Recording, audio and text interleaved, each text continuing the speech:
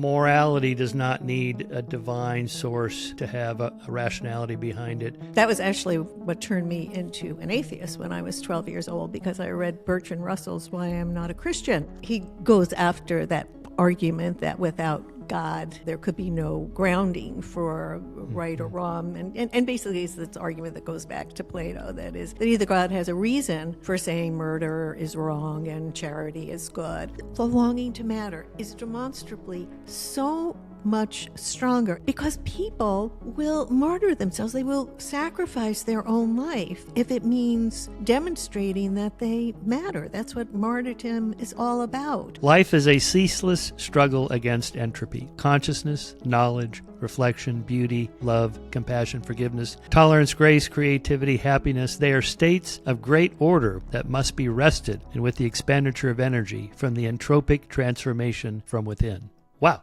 that's it. All right. Hey, everybody. It's Michael Shermer, and it's time for another episode of The Michael Shermer Show, brought to you by the Skeptic Society and Skeptic Magazine. To support our work and to subscribe, go to skeptic.com/subscribe. That's super simple. Skeptic.com/subscribe. Okay, my guest today, a returning champion. She's been on before, Rebecca Newberger Goldstein.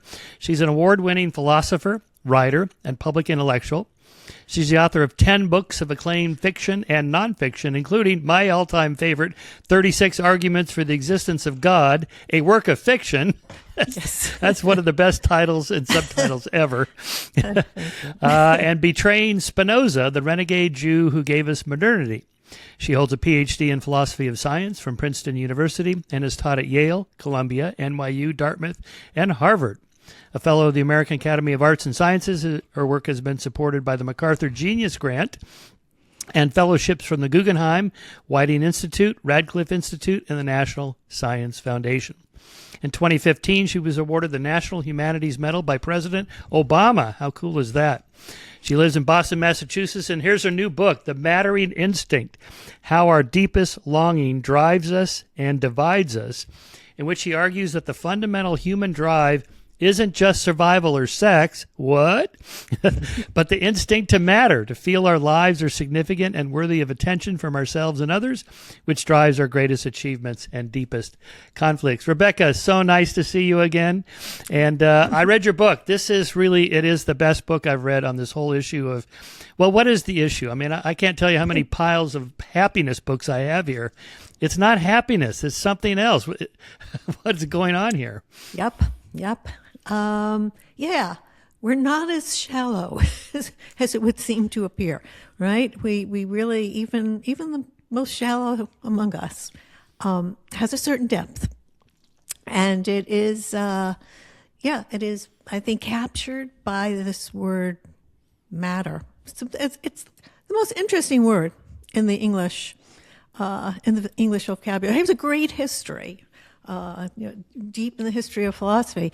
But, I think that what really captures what's unique about us is that we are creatures of matter who long to matter. Yeah, before we get into the details of all that that's in your book, kind of put it in the bigger picture of your body of work. How does this fit? You referenced your 1993 novel, The Mind-Body Problem, is where that kind of hatched this idea in the first place. Yeah, it really is. Because, and that seemed like such a detour from what I had been trained to do.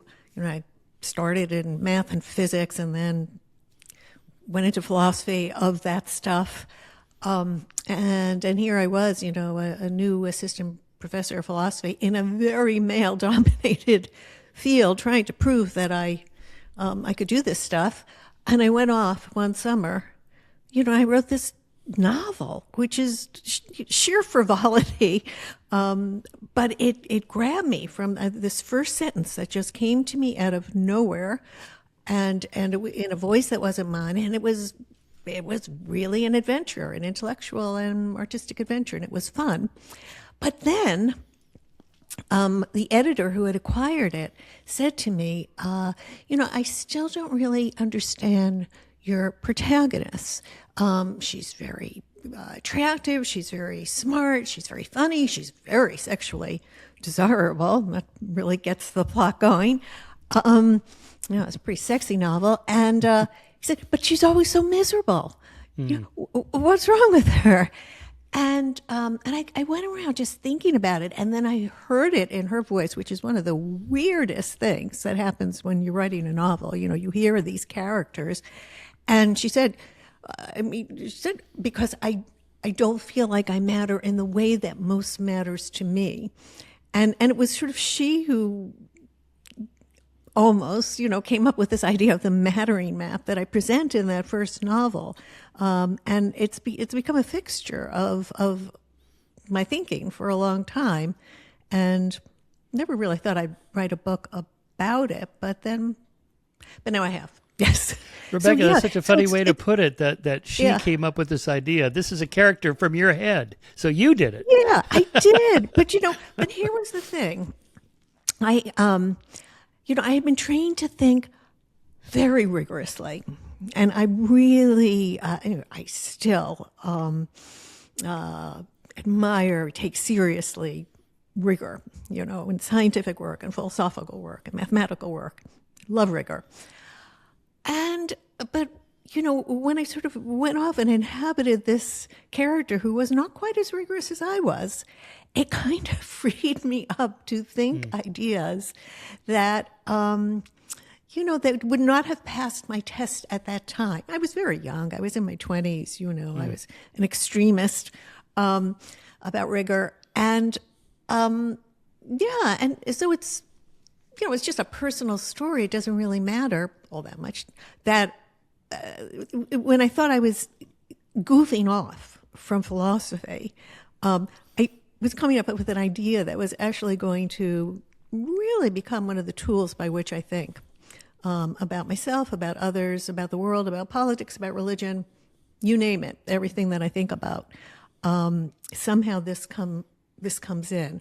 So sometimes we have to allow for a certain lack of rigor, I think. I had to do it by writing a novel. This rigor you reference, is that what you mean by analytic philosophy? Is that what that means? Yeah. And as opposed to what kind of philosophy? Well, continental, we call it, the existentialism,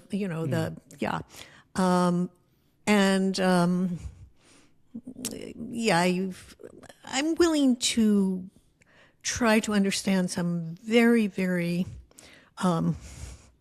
heavy and not clearly written stuff. For example, Spinoza. I mean, it is in some sense very clearly written, but it's really hard to get at what he's saying. And yet, I love Spinoza. I've written a book on Spinoza. I love teaching Spinoza more than anything else that I teach. So I'm willing to put in a lot of work of deciphering, but what I have to be assured that it's going to make sense, that the author himself or herself, has some kind of clear sense at the heart of it. And there are philosophers I will not even try to understand. I'm not going to name them now, but I just think I think they revel in obscurity. And if you sit next to me on a train or a bus or a plane and you want to chat, we're going to end up talking about you and your mattering, how you go about it. And that there are 4 basic strategies, and one is the people I call the transcenders, and that's a religious or a spiritual way of going about it. It depends on making the leap of faith that there is a transcendent presence who created the laws of nature and everything else, and that this transcendent presence created you, purposefully created you, intentionally created you, and so that you have a role to play in the narrative of eternity. Now, that is a very big sense of mattering. I call that cosmic mattering. You actually matter to the cosmos, these are transcenders, believe in a kind of transcendent mattering, and that's one way. And I was born into that way. I'm born into a very religious family, was an extremely religious young person until the age of 12. So I know what it feels like. And you do too. I think we've spoken about this, that you also know what it feels like to be to think of one's life in terms of this eternal purpose. And then there are hang on for one second. Yeah. So you have 4 strategies: socializers, heroic strivers, competitors, and transcenders. So let's just dig down a little bit more on the transcenders. So Good. obviously, okay, so the slightly bigger picture look here. Remember Steve Gould's NOMA principle, non-overlapping magisteria. Science gets this stuff over here, and religion gets this stuff over here, and usually philosophy's over with the religion thing, like morals and meaning and ethics. Scientists don't have it. Well, that's all changed now. And, just as another commentary on your book, I think really on the Mattering project, you're bringing that kind of rigor. You call it analytic philosophy, but it's really the rigors of science to that very project that really psychologists have been trying to bring to happiness. So I think those lines are blurred. This is odd. There's, the 2 non-overlapping magisteria, I think is gone now. Yeah. But then, of course, religious people say, well, yeah, I could, God gives us meaning. Okay. So, but I'm an atheist. So, I turn to someone like Carl Sagan, who says in Cosmos, that we are a way for the cosmos to know itself. I mean, just that sentence, it's like, yeah, okay, I feel like, that's expansive. Yeah. That is an expansive view of what we are.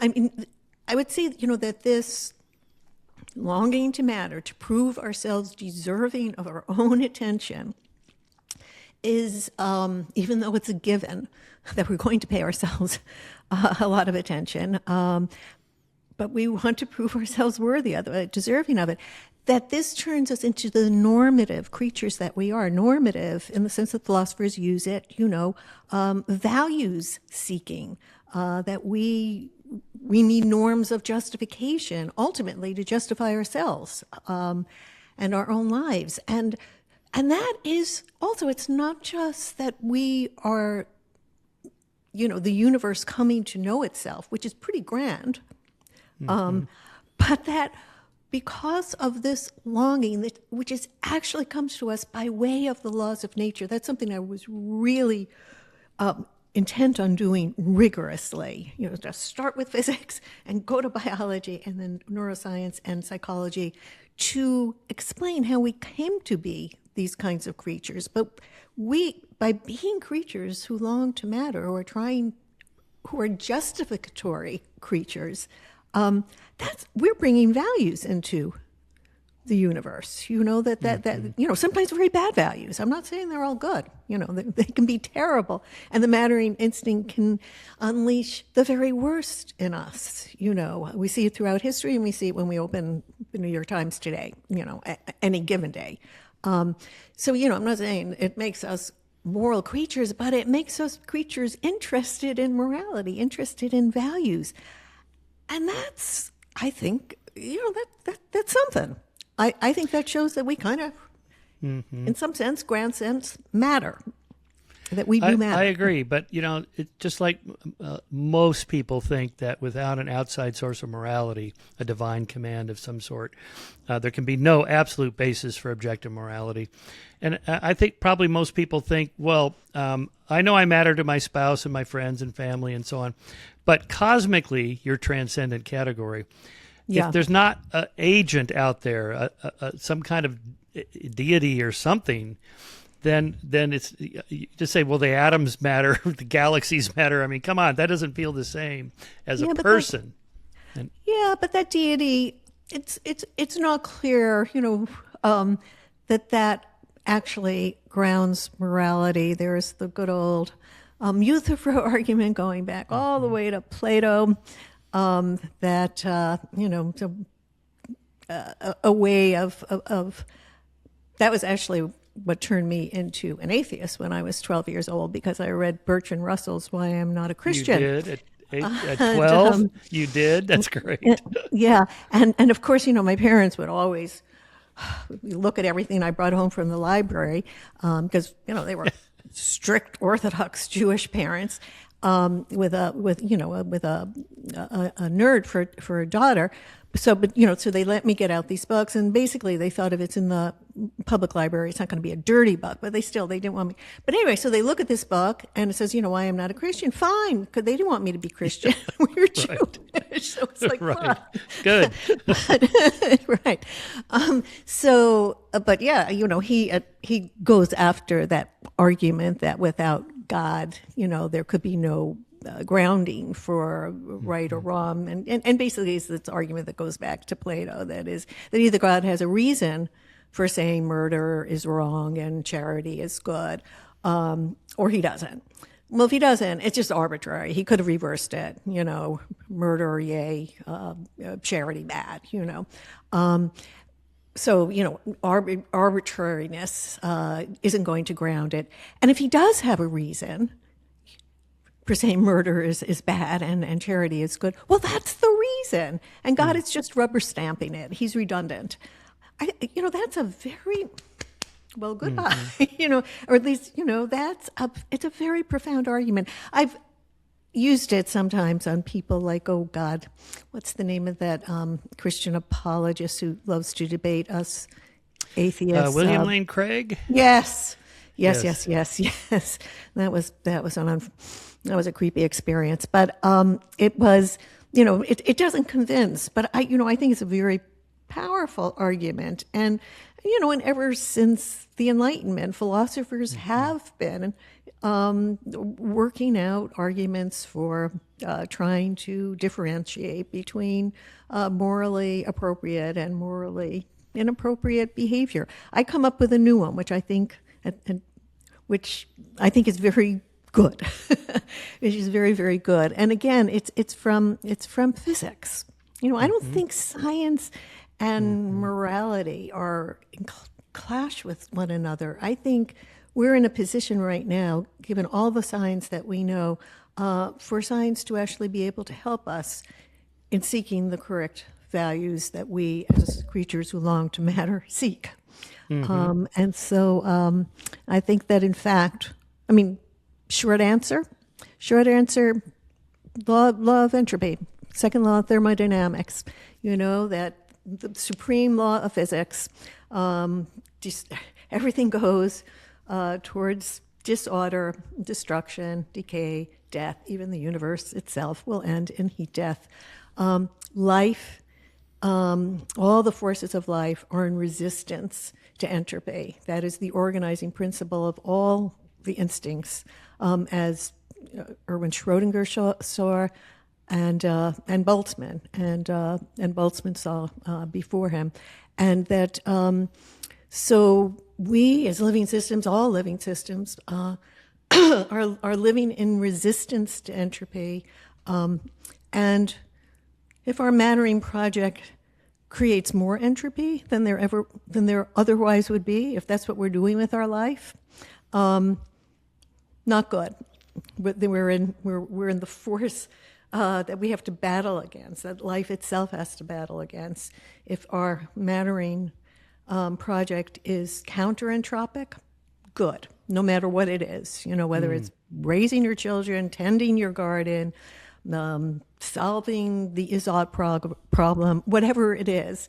Making your bed, cleaning your room. That's right. The basic stuff. To be very local, very local. All right, so just back to the bigger picture here. So just like morality does not need a divine source to have a rationality behind it.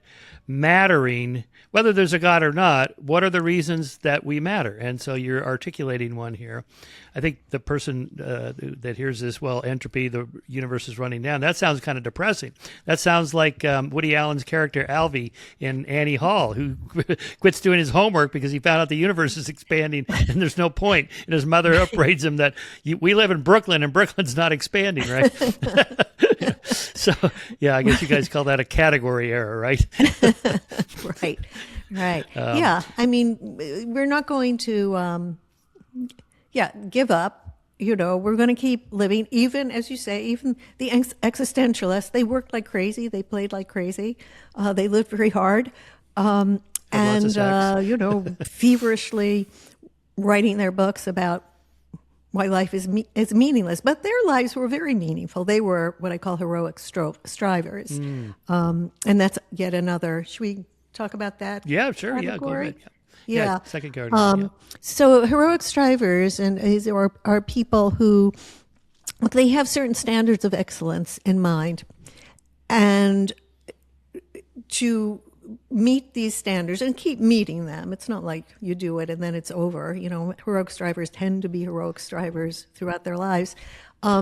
This appeases this longing to matter. And it could be, the standards could be intellectual, they could be artistic, they could be athletic, they could be ethical. There are, and I profile one in the book. I do a lot of profiles of people because what's the good of all this theory if it doesn't enlighten you about people's lives, including your own.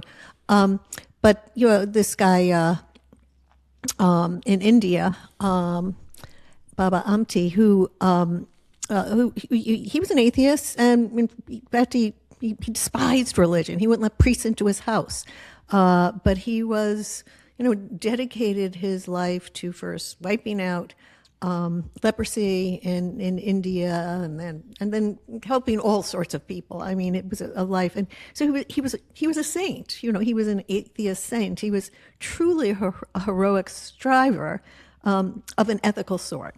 So these exist too. Very rare, but I actually have known some over my years. Athletic. That's another way of being a heroic striver. So that's you mean just the expression of excellence for its own sake. Exactly. Yeah. Excellence. And you really can't live with yourself. You're not reconciled to yourself unless you are proving to yourself that you are, going towards making progress. That's what pursuing your life is. And it doesn't mean you don't care about other people, but your mattering project is this one. And it's not to become famous either. This is sort of interesting because, it can seem from the outside, because many heroic strivers do become famous by reason of their excellence. But that's not what they were after. That wasn't the game that they were playing in order to appease this longing to matter. So probably a lot of the people are heroic strivers. Certainly that's true of me. Well, you wrote about Kobe Bryant and his Mamba philosophy, which was just to keep getting better. Exactly. Yeah. I'm a huge basketball fan. You'll notice most of the athletic examples in the book are from basketball. Yeah. Feels like a heroic striver like a Martin Luther King Jr. is in a different category than a Michael Jordan, who, I love Jordan, but, it seems like striving for civil rights and to make society a better place for other people, that feels different than sports.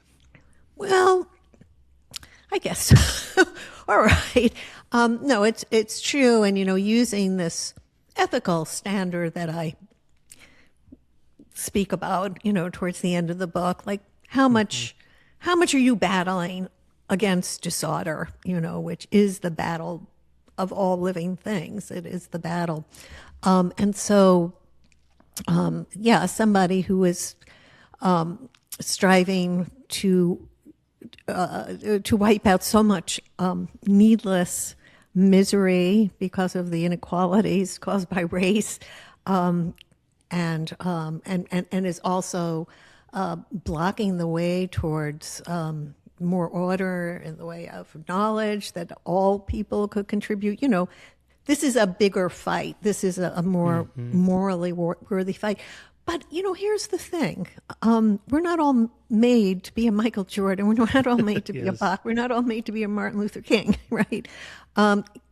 You work with what you have, with your talents, with your interests, with your passions. And there are many, many ways of being on the right side of trying to appease our longing to matter, as opposed to the many bad ways of doing it. We all know what the bad ways are, you know. Well, you're right about some of those, so let's talk about that. You befriended a Some of former it, I'm right about skinhead, all of it, Michael. a former skinhead neo-Nazi. Yeah. I mean, what is he doing that makes him feel like he matters on the dark side? And then what changed his mind, and why does he feel mattering is a different thing now? Yeah. No, I'm very interested in, you know, in plotting out and mapping out the different ways people do it. But I'm not a moral relativist. I'm not a nihilist. I don't think that it's all equal. And if you know, I decide to invade Poland because my mattering demands it, exactly. I should Another be good stopped. example. Right. So you can see the kind of fantasies I have. Invading Poland. Oh, okay. First, I'm fantasizing about being a center forward. On the next thing, I'm invading Poland. So, So this guy, this is really one of the most interesting people I've met, and he is a former ex-Nazi skinhead. He still had, when I met him, a little bit of tattoo on his knuckles that had spelled out skinhead. So after he beat somebody to a pulp, and he did very bad things, very violent things. He was in jail by the age of 17, a felon. But when he beat these people to a pulp, they would know who it was, you know, who had done this. Now, he came from really terrible beginnings. His background was horrible. His mother was a junkie, was in Philadelphia, the mean streets of Philadelphia. His stepfather was been in the Navy and been on a wrestling team in the Navy, and would use Frank as a little kid as his punching bag. You know, he was fearful for his life, and he felt like shit. Wait, am I allowed? I can say that, of course. Yes, right? of course. Yes, of course. And he, you know, and went to a school where he was constantly beaten up. And then he went off to his cousin's house, can't think where it is. It's where all the Amish live, around Bucks County, in Lancaster, Pennsylvania. Yeah. And he met these skinheads there, you know, neo-Nazi skinheads, and they weren't Amish. And he told them, you know, how he had done battle with black kids in the streets of Philadelphia and all this. And they treated him like a hero because, you know, they were Nazis, but they had never met any black kids out in Lancaster. And they said, look in the mirror. You'll see somebody who matters. And he said that they used that language. You know, you are a white, male, heterosexual American. You matter. They don't matter. They stole it from you. You know, and so, and it was this, and this is a way that some people think of mattering as zero sum. These are the ones I call the competitors. To the extent that I matter, you must matter less. I must matter more, you must matter less. It could be your whole group, or it could just be individually. I'm always out to show you how much better I am. So yeah, I mean, he grabbed hold of this ideology like a drowning guy grabs hold of a rope. And he's a very smart guy, very sharp, very funny, and he used his smarts to become a real leader in the neo-Nazi skinhead movement, and he did terrible things, as I said. And he was in jail, and then he met some black kids. He's a very good athlete. They were good athletes. They were the only ones who would shoot hoops with him.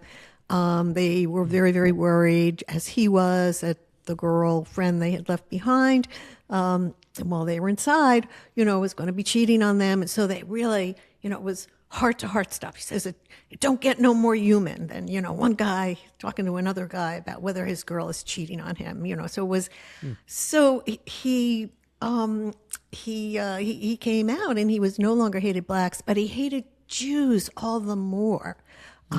Because he said that was the one thing that tied him to his identity, which was an identity of aggrievement, hatred, resentment, people having stolen his mattering. And then he met somebody who treated him very kindly, a Jewish guy, and he rethought the whole thing, And so he is somebody who made he's the person everybody I've spoken to. He made the sharpest turn in his mattering project. He's a heroic striver of an ethical sort now. That's what he's all about, trying to rescue people from these ideologies and really doing penance. And he's a remarkable person. But, the way he became what he had been, the way he came out of it, it's such a lesson. And yes, it was one of the deepest conversations I had about the longing to matter. Was with this guy. Amazing. So there's a moral valence to much of this mattering. So in your subtitle, drives us and divides us. So to the extent that your mattering divides people, this is not as ethical as other kinds of mattering that brings people together, or helps people flourish or whatever. Yes. And then the element of the entropy thing there is that, okay, let's go back to the physics of it. So if I can articulate what I think you're arguing. So the universe doesn't care about us in some physics sense. It's just doing its thing, winding down. And so the purpose of life is to carve out a little niche of order in the chaos. And that's what evolution designed us to do. Would it be transcendent enough to say, it's not up to me personally, Michael Shermer, but our species has been vouchsafed with this drive to push back against entropy and carve out a niche of order. And in that order, if I can do it in a way that helps not only me flourish, but you and strangers on the other side of the planet, that's more of an ethical kind of mattering of pushing back against entropy. Yeah, I would. Yeah, that sounds good to me. Is it totally rigorous? Yeah, I mean, it's pretty rigorous, rather than, it's certainly more rigorous than appealing to some make-believe, transcendent being about which we, even if it were to exist, there's no reason to think it cares about us. And everybody has very different views about what it wants from us. That's why there are so many religions and they all fight with each other. Disorder, more disorder, pushing in the way of disorder. This is, start with an irrefutable law of physics. The most, Einstein said all of physics, all other laws of physics, future evidence may undermine them, but not this one. And actually explain in the book why that's true, why this is a rock solid, beautiful law of physics. Do you want to explain that using molecules? That's right. All we but need. I mean, I love your whole statistical analysis. You just mix two little liquids, and they end up, in this kind of amorphous meshing. So, what does that mean?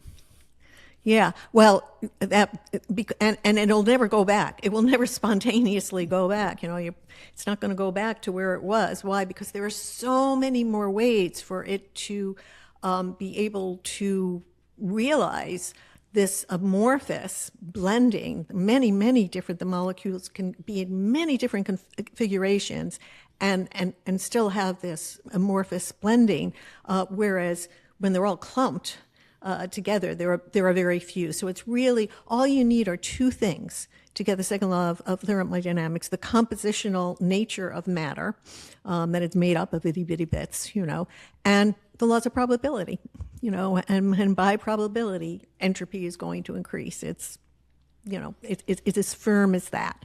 Nothing is firmer. And from that, we really get the laws of biology, which are all designed to resist. Viva la resistance, right? That is what biology is all about, resisting entropy. So if you want the meaning of life, which is a phrase that always annoyed me, because how can there be one meaning of life, right? Unless you believe in a God, But if you want the meaning of life, well, why not look what the purpose of life is, what life must be doing in order to be life? It must be resisting entropy. So why not make our meaning one with the meaning that life itself has, resisting entropy, resisting disorder. It's certainly as good as the religious answer. Well, I think it's much better, but then I would. But then how do you deal with the determinists argument who would then say something like, it doesn't really matter what your mattering is. I mean, it's, the whole universe was determined from the Big Bang on, and that's just the way it is, we're just machines. Where do you get free will or compatibilism or whatever out of all this? Yeah. I think if free will exists anywhere, and it's a huge, huge problem, free will, it is, I think, at this level of choosing what our desires are going to be. It's a kind of second order desiring what kind of person do I want to be, and what do I want the universe has no particular goal for me, no purpose for me. What do I want? But I matter to myself. The laws of nature determine that. I matter to myself. And I also have this capacity for self-reflection where I can step outside of myself and say, yeah, but do I really matter? I give myself so much attention, but do I really deserve it? And that sets up this existential longing. We're determined to do that. I think, we humans are determined to have this existential dimension. But what we do with it, I think we do have free will there on that second order desiring. I desire to be someone who is not creating more disorder, but in my own little way, trying to create a bit more order. Knowledge is better than ignorance. Beauty is better than ugliness. Clarity is better than confusion. These are things we all agree with. And why do we intuitively feel that? Because one is disorder. The bad stuff is disorder. The good stuff is order. Justice is better than injustice. Yes, indeed. Right. being hungry is worse than being satiated. Okay, exactly. So it's pretty basic, right? Tell me about what you think about this. Okay, so, on the free will issue, determinists will often ask the question, could you have done otherwise? All right, so let's think about that in the context of like Steve Gould's, rerun the tape of life and play it back, and we wouldn't be here. One of those things, right? So if you rewound the tape of your life and played it back, could you have done differently? All right, so here's how I think about that. If it's a read-only memory tape, then no, it's just a recording of what you actually already did. So the past is determined. That's happened. But the future going forward, because of your entropy and arrow of time, the future, no matter how similar the environment may seem, it's not the same. And you're not the same, right? Heraclitus, you can't step in this same river twice. The river's not the same, and you're not the same. Yeah. So going forward, the future is not predetermined. The past is determined, but the future isn't, and you have a role in that. So today you can say, all right, so tomorrow Rebecca I know is going to be weak at 6 a.m. and doesn't want to work out. So current Rebecca is going to put out the workout clothes tonight so that when future Rebecca wakes up at 5 a.m. and doesn't want to do it, it's easier, right? Right.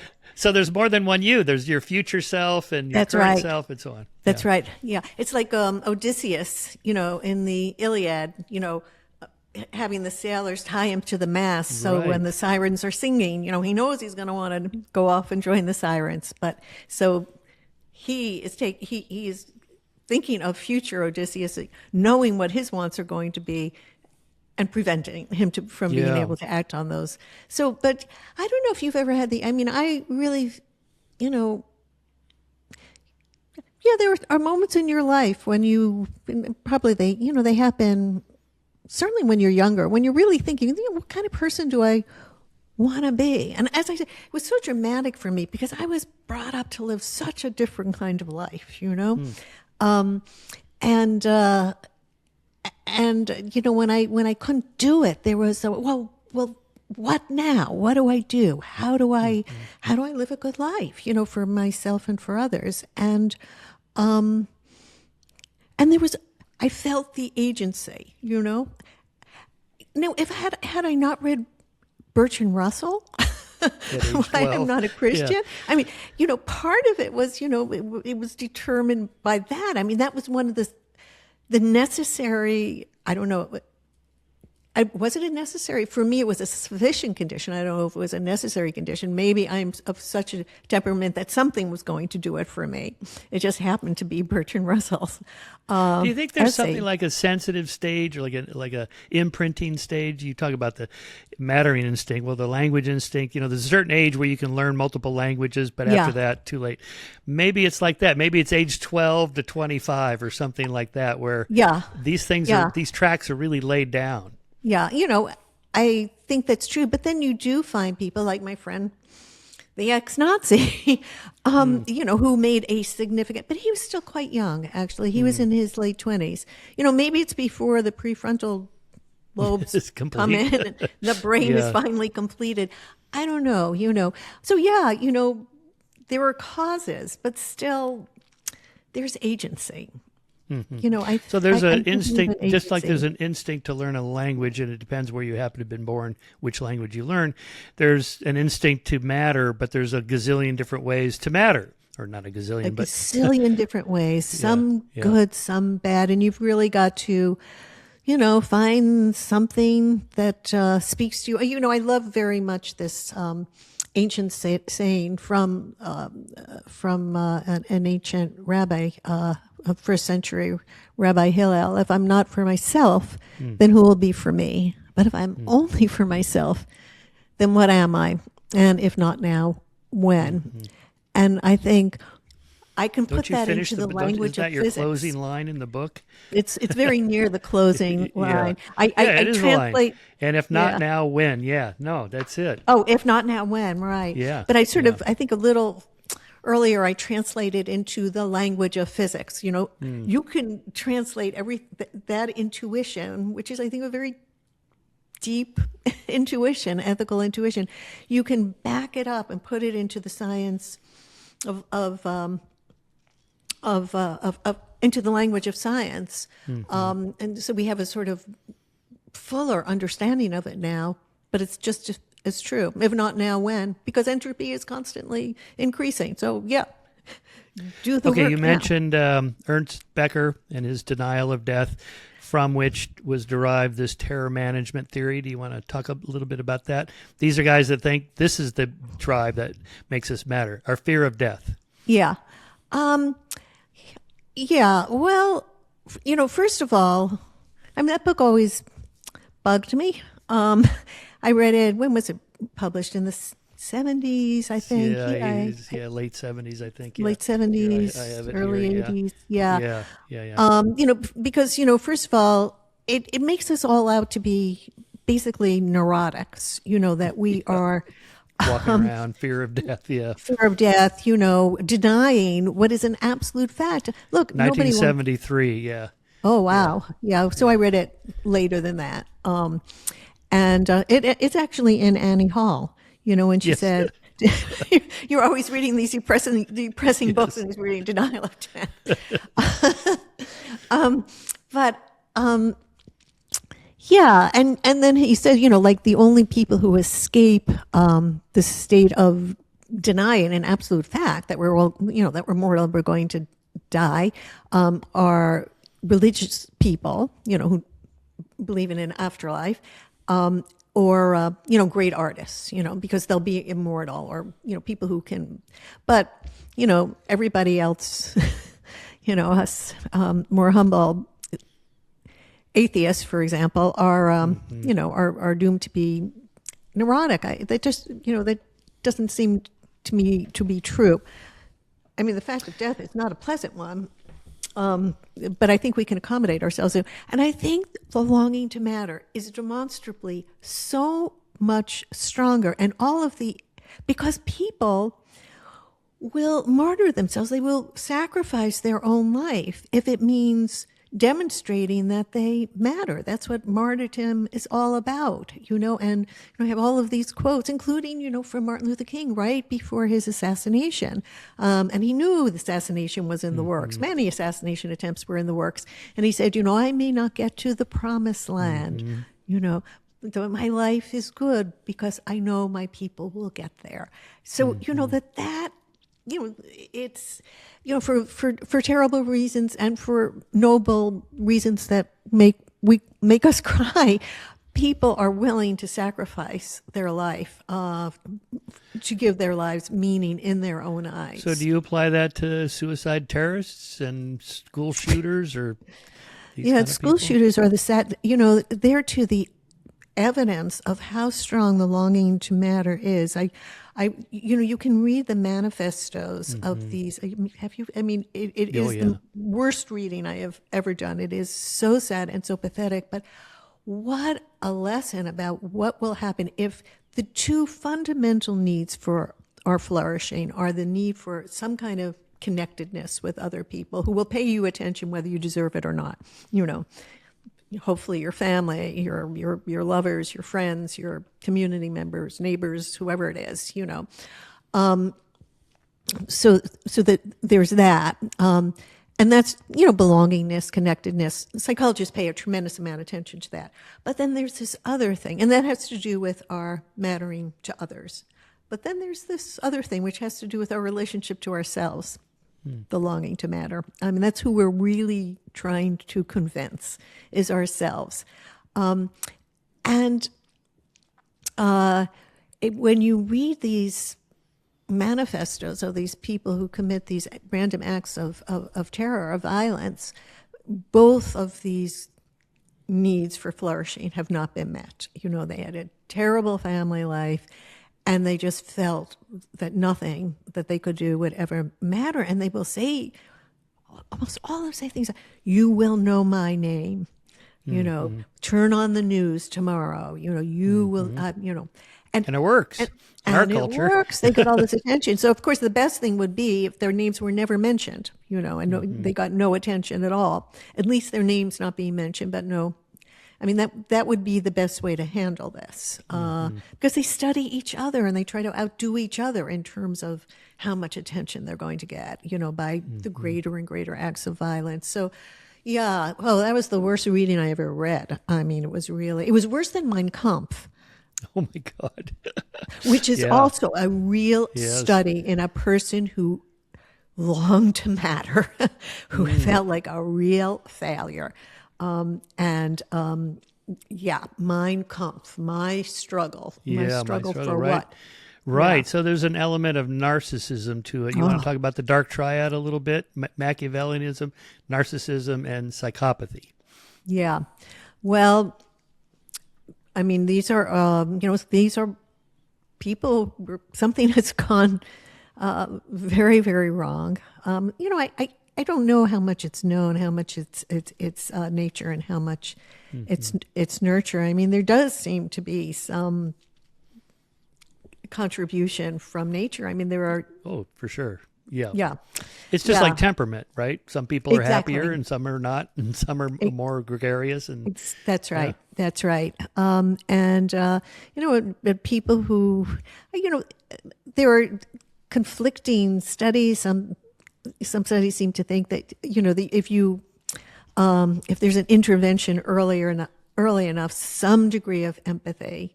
No, it's not that they don't have empathy, right? I mean, they do have theory of mind, that often very acute theory of mind. They know how to torment you, but they don't care, and it makes them feel powerful. And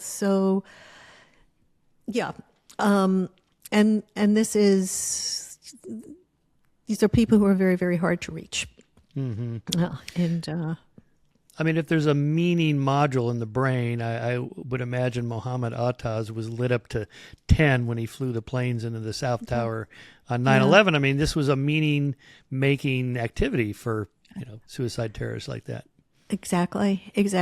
Far from being cowardice, they're cowards. No, that wasn't the problem. That's not certainly not cowardice. It was a martyrdom. It was sacrificing for something that they believed was true. I remember the Onion had a fantastic headline afterwards. It was something like, the terrorists of 9/11 finding out that there are not 75 virgins waiting for them. Right? Yeah. Did you ever hear So- Dennis Miller, the comedian, Saturday Night Live comedian, had a riff on that? He's like, yeah, I could see the first couple versions would be kind of fun, but after a couple dozen, you're like, I'd like somebody who knows what they're doing. So funny. Anyway, Yeah. talking about yeah. on the terror management thing, what do people think about? How much do people think about death and dying and so on? Well, I found a database of recorded final sentences or final statements before they were to be executed. The state of Texas is executed more than any state. And they record every single person that wants to make a final statement. I mean, they're there, like on the crucifix with the needles in, the microphone comes down, then they make their final statement. And those are all recorded and transcribed and on the webpage of the Texas Department of Justice. So I got the whole, there was like 780 of them or something. And so I read through all of them. And then I had two graduate students also read them, and we kind of cataloged them all. When I first started reading them, there was no like fear of death or anything. It was like, I'm going home to Jesus, the Lord. I want my mother to know how much I love her, my girlfriend, my wife, and so on. No mention of fathers, by the way. It was all, I want my mother to know I love her. Interesting. And I thought, I bet these guys didn't have fathers. Yeah. Or whatever. I mean, yeah. So that was quite the awakening. Yeah. So just a final riff on terror management theory. I wrote about this in Heavens on Earth. Yeah. David Buss, I asked David Buss about this. Terror management theory is anchored in an outmoded evolutionary biology that stresses survival but ignores reproduction. It fails to delineate precisely how the hypothesized psychological mechanisms help humans solve actual adaptive problems of survival and reproduction, and instead focuses nearly exclusively inwardly on psychological protection. And it fails to consider why anxiety itself would have evolved, and it fails to account for known sex differences in social motivation, death rates, and the causes of death rates. Anyway, so it was just... That's interesting. So I have this idea, that nothing concentrates the mind so much as death, right? And somebody famous said that. I can't remember who. Yeah. But, and so the empirical evidence that they've gathered for terror management theory that, like if you're near a cemetery, if you're biased, your biases will increase, So I think that all of that empirical evidence could be used for my theory, could be applied to my theory. And that, when you think about you're mortal, we got a short time here, it's finite, that makes you long to matter all the more. And if you're a biased person, if that's where you're getting your mattering from, well, I may have not made all that much in my life, but God damn it, I'm better than those stupid women and those stupid, whatever, immigrants or whoever you're blaming at the moment. Yeah. Then, that will be strengthened in when you're adjacent to a cemetery, and so you're getting these suggestions of your own mortality. So all of that empirical evidence, I think, I can gather it up for my theory. But I agree. I agree. Here's what Frank Soloway. I asked Frank Soloway about this psychologist. The really tricky thing with theories like this, terror management theory, is not what to do with statistical refutations, but rather what to do with supposed statistical confirmations. This problem previously arose in connection with psychoanalysis, and Hans Eysenck and others later wrote books showing how these zealous psychoanalytic devotees testing their psychoanalytic claims systematically failed to consider what other theories, besides the one the researchers thought they were testing, would also be confirmed by the same evidence. Oh, excellent. I love that. Wait, who said that? Frank Soloway. Frank Soloway. Yeah. Very good. Excellent. Yeah. So are they actually measuring what they think they're measuring when they also they did a lot of priming experiments, and a lot of those priming experiments did not replicate. So there's that issue also. So here's one other thing I want to talk to you about, which is our inclination that I have noticed to sort of proselytize or generalize or universalize our own response to the mattering instinct, that which I think is a very natural thing to do. So, because we want to feel, look, I mean, the whole thing is, look, I don't want to feel like I mattered because I just happen arbitrarily to be me. That's, that's, no, I want something stronger, something little more objective. But if it's really objective, shouldn't be everybody's reason for feeling that they matter, I believe that I matter because because I'm a philosopher. I'm living the life of reason, right? And that is, I'm pushing against disorder, trying to make more clarity, and I'm doing it right. Shouldn't everybody be a philosopher? Isn't the unexamined life not worth living, as somebody famously said, right? So it's religious people are always accused of universalizing promiscuously, shall we say? If Jesus is saving me, he ought to be saving you. Otherwise, you are unsaved. But I have found that many proselytizers all over the mattering map, and I've been collecting statements of this sort. So one of my favorite comes from Diana Freeland, who was a fashion editor for Vogue magazine, and she says something like, you have to dress well. It's what gets you down the stairs in the morning. Without it, you're nobody. So without it, you're nobody. You don't matter. So, whatever the mattering project is for a person, there's a tendency to universalize it. And this makes us annoying to one another. And I see what you're after here. Is there something like an E equals MC squared for mattering? Just this is the equation that applies everywhere to everybody. Yes. And there isn't, except what I think we can get out of the second law of thermodynamics. That look, live in a way so that there's going to be less disorder. Do not be increasing disorder. It is the enemy of life, and of everything worth living for: knowledge, beauty, justice. But there are so many ways of doing it. Remember Jordan Peterson's 12 Rules for Life, and then the second volume, 12 more rules for life. Well, wait, I thought the first 12 was all I needed. How many more 12s are there? Yeah. Well, that does bring up, the whole we've done a lot on self-help movement at Skeptic, because a lot of it is just bullshit. But I did have a guy who was head of the Rodale Press self-help book department. And he said the number one predictor of who would buy one of these books is people who already bought a bunch of the books. Well, if they work, why do you have to keep buying new books and the posters and the tapes and the motivational things?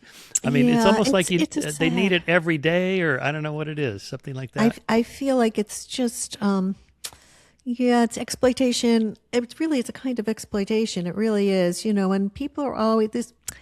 Yeah, I know with this work that everybody sort of wants me to give them some simple answer how they should live their lives. So, I have no idea. This is part of what makes a life fulfilling is you figure it out for yourself. Really, I think you exercise your own agency here.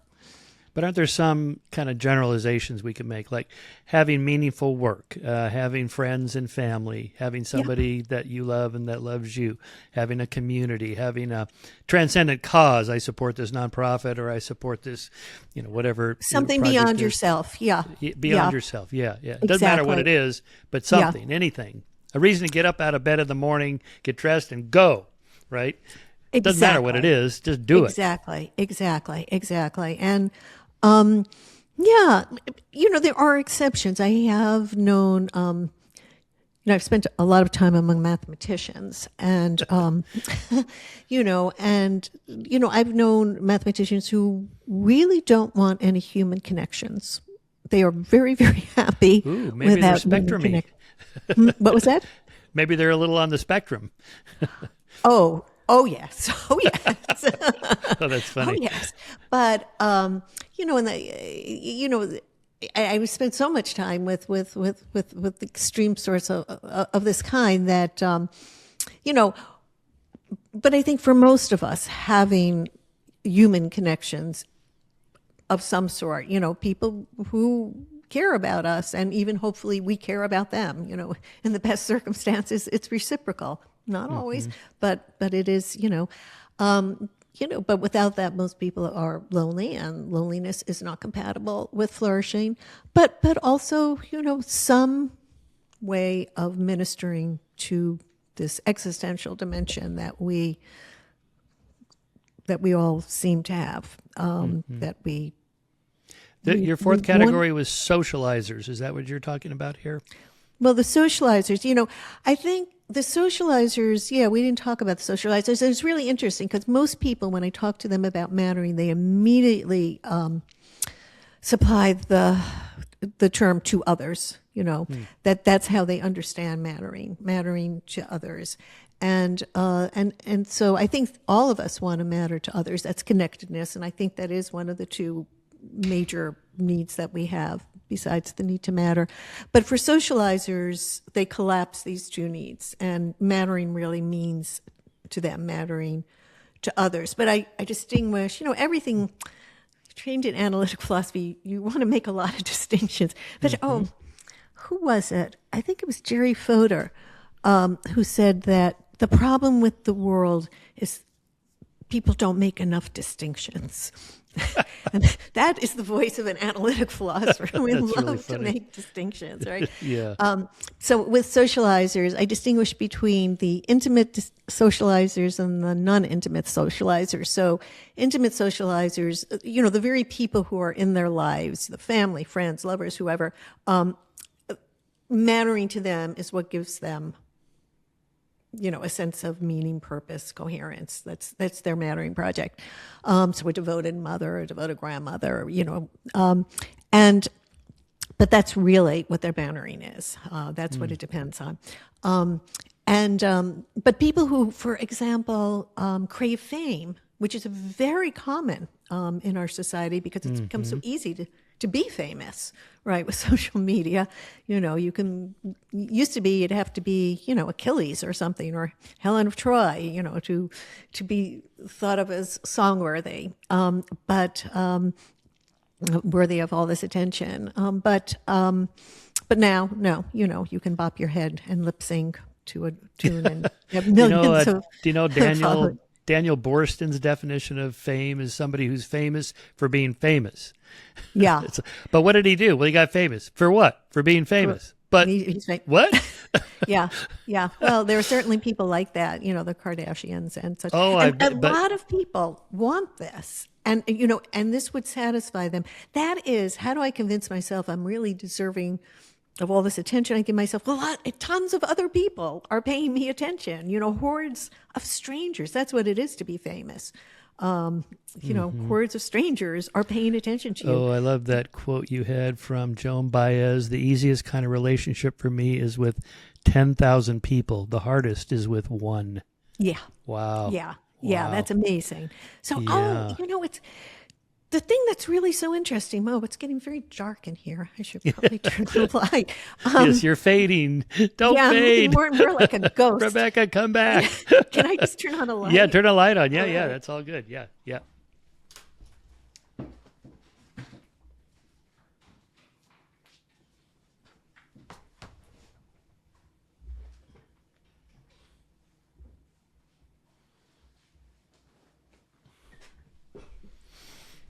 Yeah, the reason There we this has go. just been, the reason this has just been so interesting to me is just the diversity.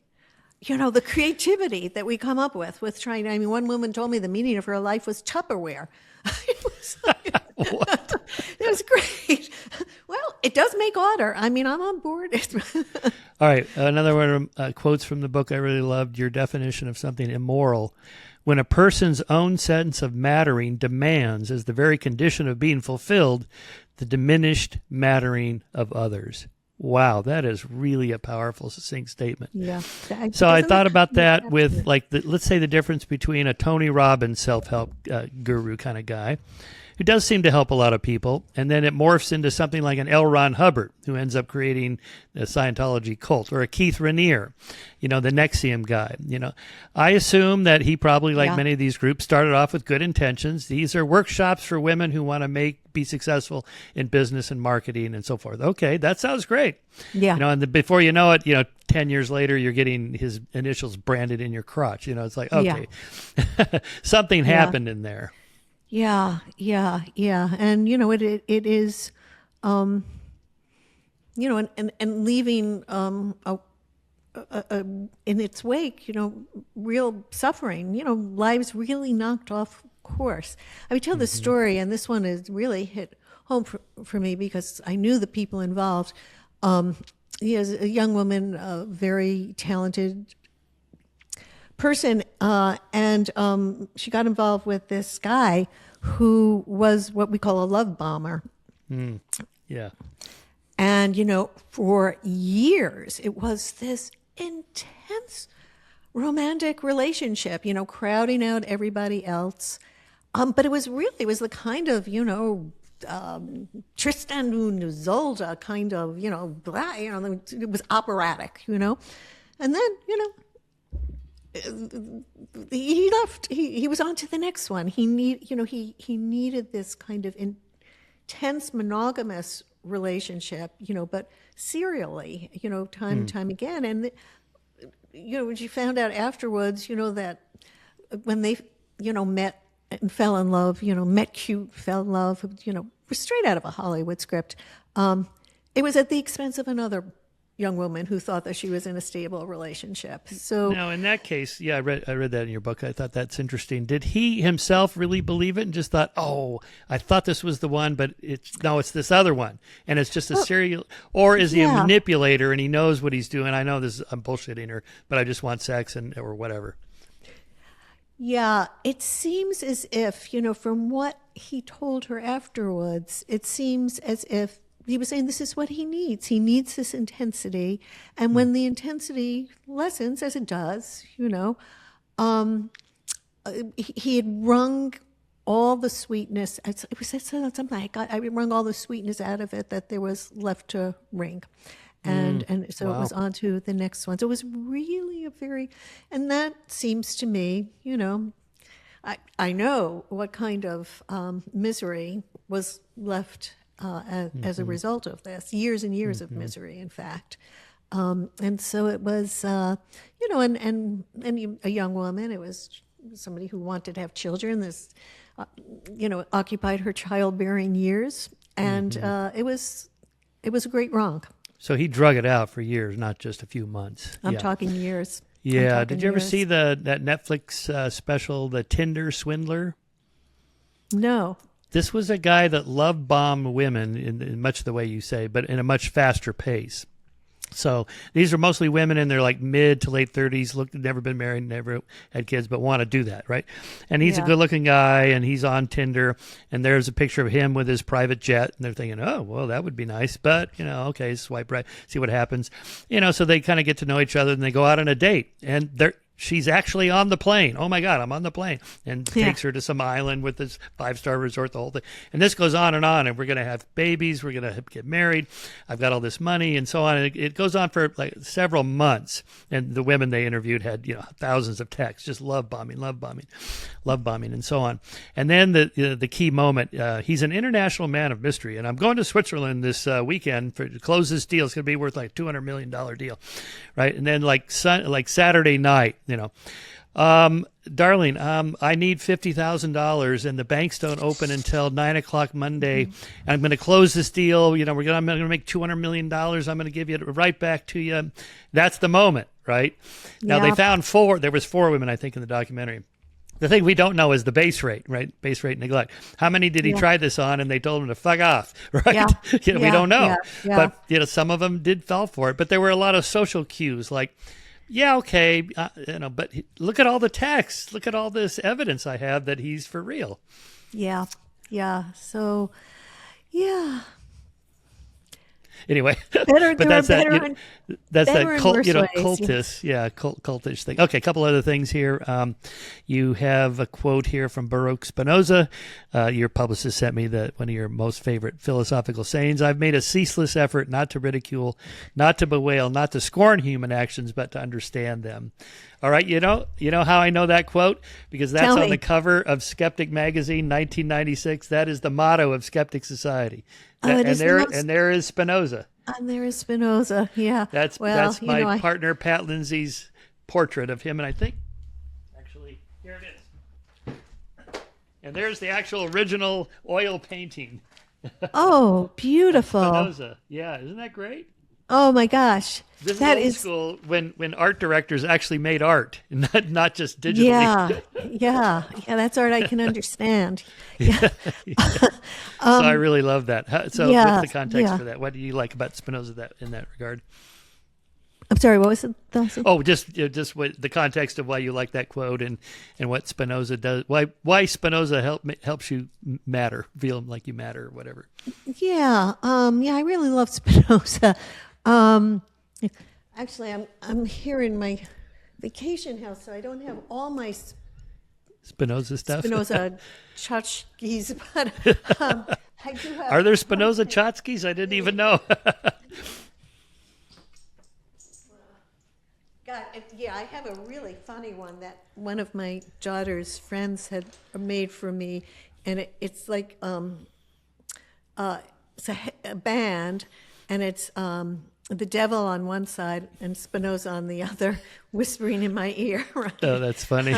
But I've got these various buttons, these various Spinoza buttons. Oh, that's cool. Yeah. Oh, that's really funny. Oh, good. Yeah, all is one. We feel and know that we are eternal. Anyway, yes. Wow. Yeah. The reason I love Spinoza so much is that he's the first of all, I think he had tremendous prescience. It's the 17th century. It's before Newton. It's after, he's overlaps with Galileo, but it's before Newton. They are just feeling their way towards real science, and so, real physics. But he really just has such prescience about so much. Einstein was a great devotee of Spinoza, and but it's not. And I've gotten a lot of good ideas from him. I have to say, I've cribbed a lot from him. This notion of conatas, which I think is terribly important. I mention it in the book. But in any case, wait, what is that? Conatus is he thinks that our identity, the identity of all things, but really works for living things, and it certainly works for us, and he really uses it to explain us, is this striving. Our very identity is to striving to persist and to flourish in our own being. That's what we are, and now we have entropy to explain why. He didn't know these things, but everything we've learned in science only strengthens some of these intuitions. But the real reason, I love him is because there was this fantastic attempt that was started during what we call the axial age, which was to try to understand the values by which we ought to live, exactly the kind of thing that I'm talking about here, that we are these value-seeking creatures. It's when all the religions that are now extant first emerged. But I count as one religion, the Abrahamic religion, starts with the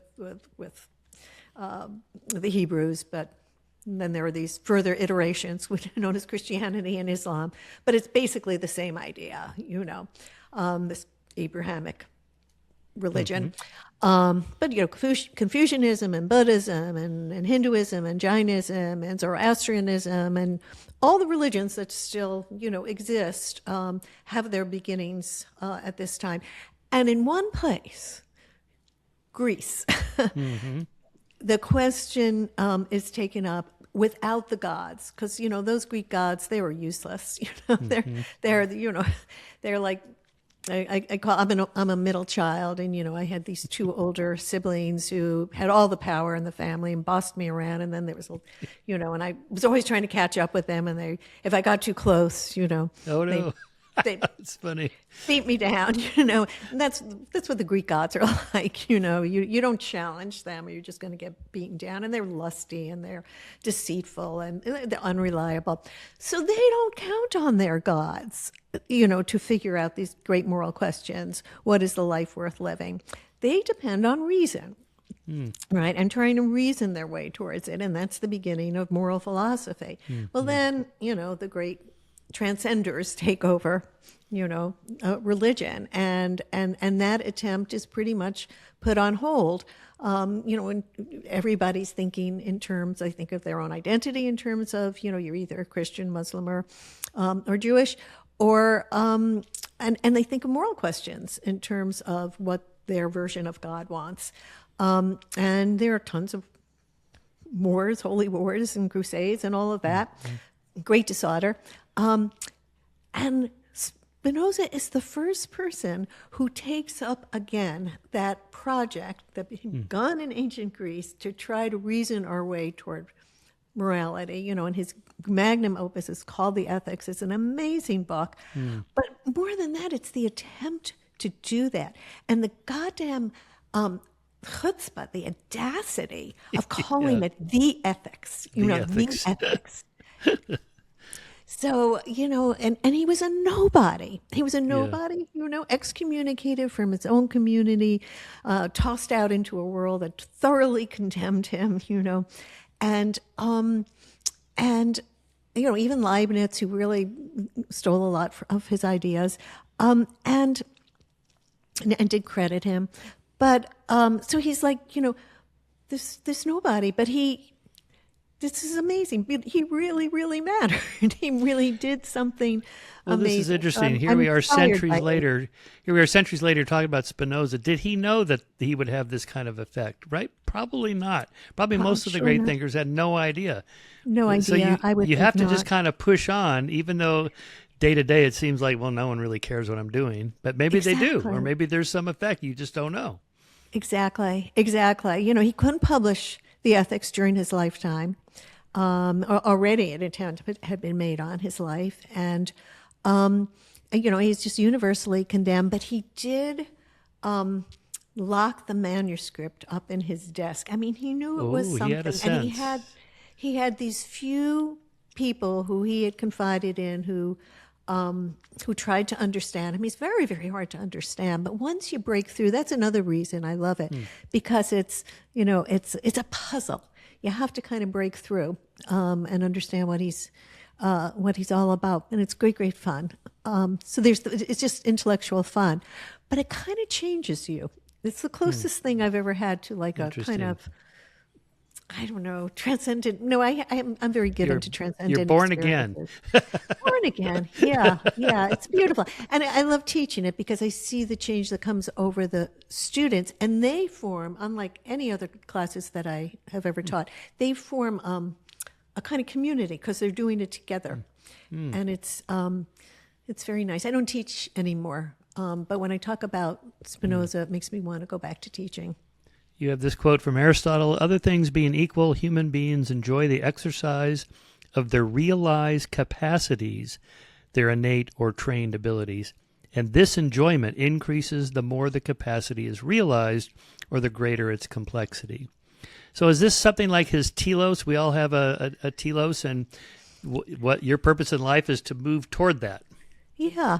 And I think we get kind of, it comes from, I don't know what it comes from, a temperament, interest, and chance things.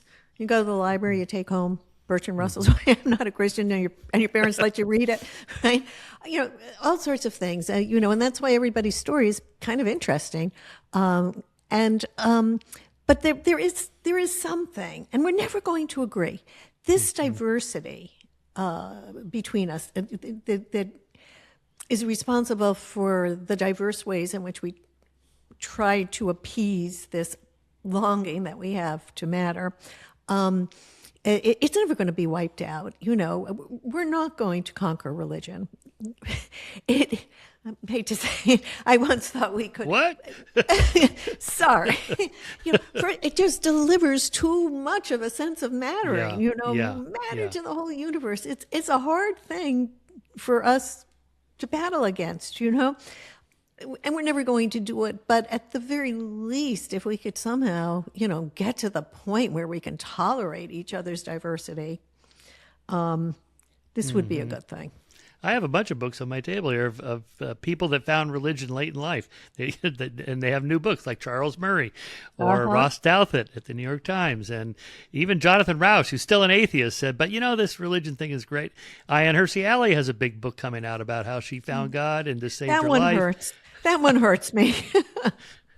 I know, but there's a personal story behind it. Apparently, Yes. It's hard to fault somebody that says, I was almost suicidal and yes. Jesus saved me. Okay, I don't want to take that away from anybody. Yeah, here is the thing. From listening to everybody's stories for like really long time and never tiring of it, it's really hard to be human. Yeah. Yeah. It's hard to be human. And even for those, and I certainly count myself, incredibly lucky, it's hard to be human. And part of this difficulty is this existential dimension we have. But it's something very precious, and I think it's something very beautiful. I think it's something it makes me in these very difficult times when I find myself so annoyed and worse, appalled by the way people are behaving. I keep going back to, what we have in common and how I can truly sympathize with this, even when it takes, by my lights, atrocious turns. By the way, I love the cover, that kind of... Oh, thank you. It took a such a lot clever of my saying theme. till we got this one. Yeah, no, that's so good. Here's what you write. I'll what just do you wrap see? it up. What do you see in it? What do you see in the? That there's okay. So this is sort of the deeper elements of mattering, but for the transcendent sense that we all have of a will to matter, and then here's all the different ways you can do it. Exactly. That's how I got it. We just unravel. Yes. I'll just wrap it up with this from you. Sure. Life is a ceaseless struggle against entropy. Consciousness, knowledge, reflection, beauty, love, compassion, forgiveness, tolerance, grace, creativity, happiness. They are states of great order that must be wrested, and with the expenditure of energy from the entropic transformation from within. Wow, that's it. You nailed it. You did it. That's it. Okay. Now I can go off You're and done. play basketball for the rest of my life. Yeah, you can go goof around now. No. I'm only half joking. Really, I mean, seriously, I think you really nailed it here. That's what we have philosophers for, to think of these deep thoughts, and you did. Well, thank you. So thank you so much. We do matter. Rebecca, for your work and for this book in particular. Well, thank you. Thank you, All right. Michael.